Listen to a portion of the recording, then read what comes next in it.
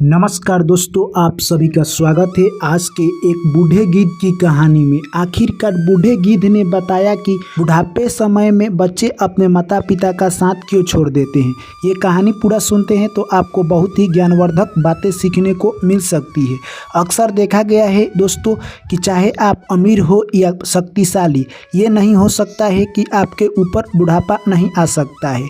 अगर आपके पास बहुत सारा पैसा है तो ये नहीं है कि आप काल को भी कुछ पैसा या रिश्वत देकर आप बुढ़ापा को खरीद सकते हैं। ऐसा कभी नहीं होता है। हर इंसान को एक दिन बूढ़ा होना है, परंतु क्या कहे दोस्तों, समय की बात है, हर कोई समय की कद्र नहीं करता है। तो ये कहानी दोस्तों हमें यही संदेश देगी कि आखिरकार बुढ़ापे समय में माता पिता का साथ उनके बच्चे क्यों छोड़ देते हैं।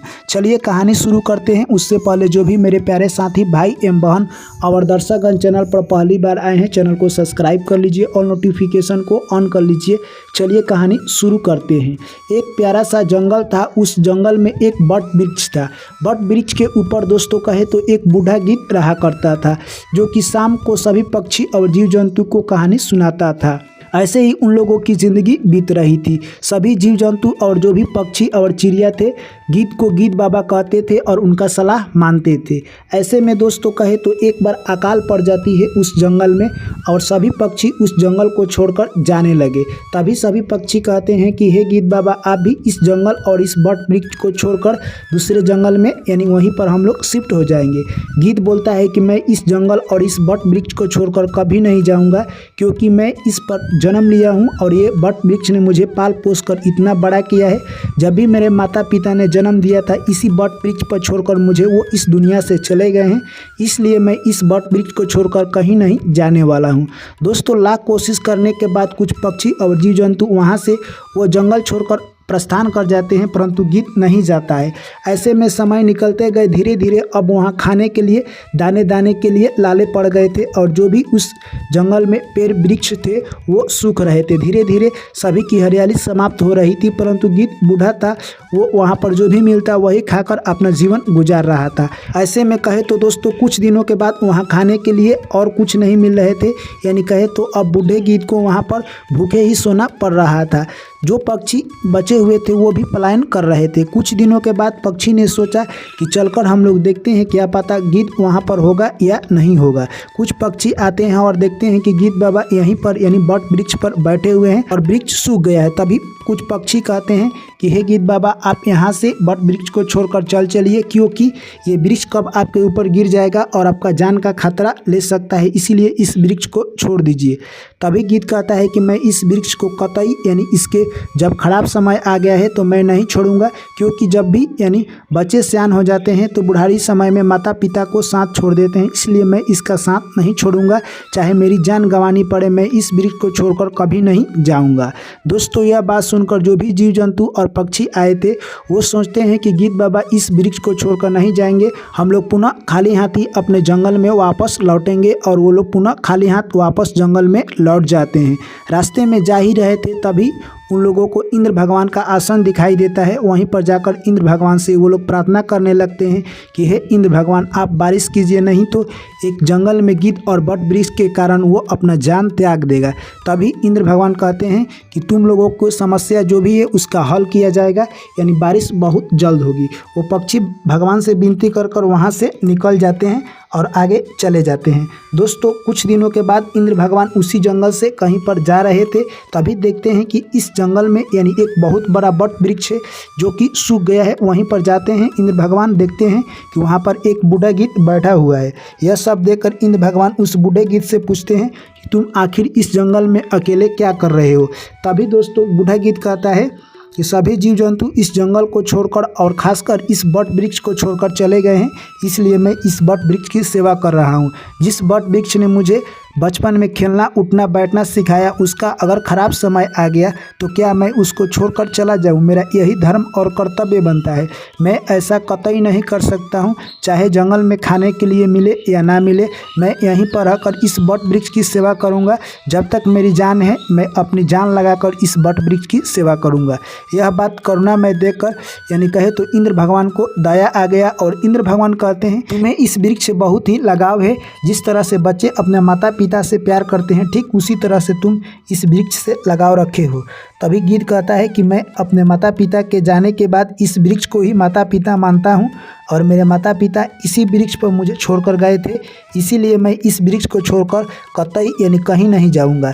दोस्तों, यह लगाव देकर इंद्र भगवान समझ गए कि यह गिद्ध कहीं दूसरे जंगल में जाने वाला नहीं है, हमें तुरंत ही बारिश करना होगा।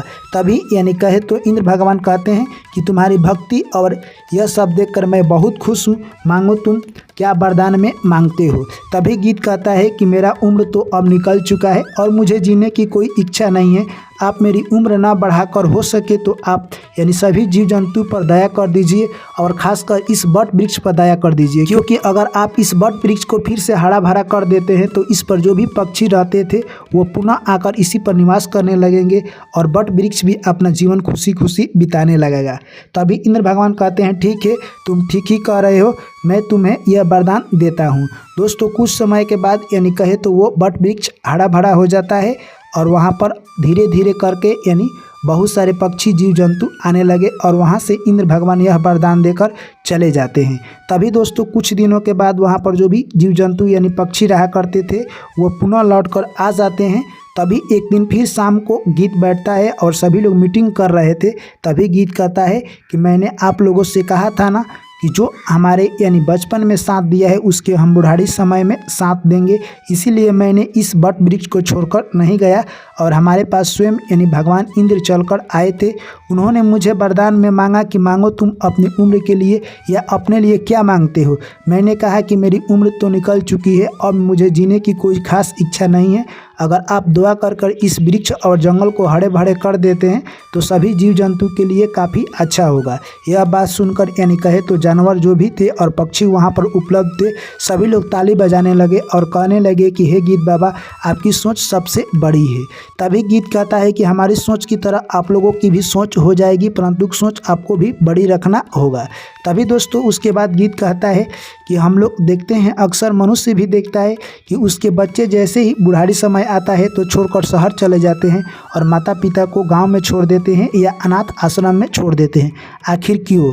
तभी गिद्ध कहता है कि जो भी बच्चे हैं आपके, उनको बचपन में ही सिखाना चाहिए कि अगर जो व्यक्ति ने हमें चलना, बैठना, उठना और बोलना सिखाया है और पढ़ाई लिखाई कराया है उसे हमें कभी नहीं छोड़ना चाहिए, चाहे उसका समय खराब चले या बढ़िया। अगर आप इनको इस समय में छोड़कर जाते हैं तो आप सबसे बड़ा पापी और दुष्कर्मी कहलाएंगे। ऐसा कर्म करने से इंसान को नरक ही मिलता है। अगर ये बात आप अपने बच्चे को बताएंगे तो वो आपको कदापि छोड़कर बुढ़ापे समय में नहीं जाएंगे। तो इस कहानी से दोस्तों हमें यही सीख मिलती है कि हमें भी अपने बच्चे को सत्कर्म पर चलने का प्रेरणा देना चाहिए। हमें वे बात भी जरूर सिखाना चाहिए जो गिद्ध ने बताया है कि बच्चे को ये बात जरूर बताएं, जिससे कि बच्चे आगे चलकर माता पिता को बुढ़ारी समय में उनको अकेले रहने के लिए ना छोड़े, जिससे कि माता पिता का उम्र जो कि बुढ़ारी समय का हो वो अच्छा से बीते। तो दोस्तों, ये कहानी हमें यही प्रेरणा देती है कि कभी भी हमें अपने माता पिता को नहीं छोड़ना चाहिए, क्योंकि दोस्तों जो भी गर्जीवन होते हैं वो एक पौधा लगाते हैं,